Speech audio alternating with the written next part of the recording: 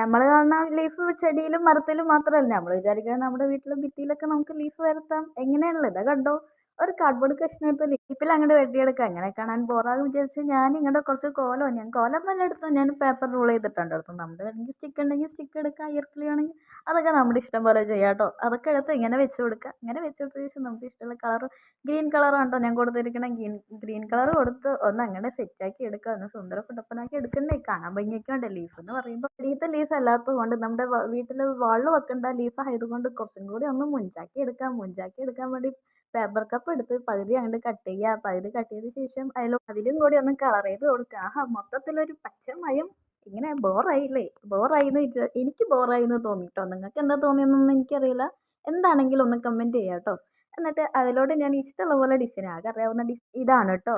അപ്പോൾ ഒരു ചെലവില്ലാതെ ഒരു കിടുക്കാച്ചി ഐഡിയ നമ്മുടെ വീട്ടിൽ വെക്കാൻ പറ്റും. എങ്ങനെയുണ്ട്? നിങ്ങൾക്ക് ഇഷ്ടമായി? ഇഷ്ടമാണെങ്കിൽ ഒരു ലൈക്ക് ചെയ്യുക. അതുപോലത്തെ ഇതുപോലത്തെ വീഡിയോസ് ഒക്കെ ആണെങ്കിൽ ചാനൽ ഒന്ന് സബ്സ്ക്രൈബ് ചെയ്യുക.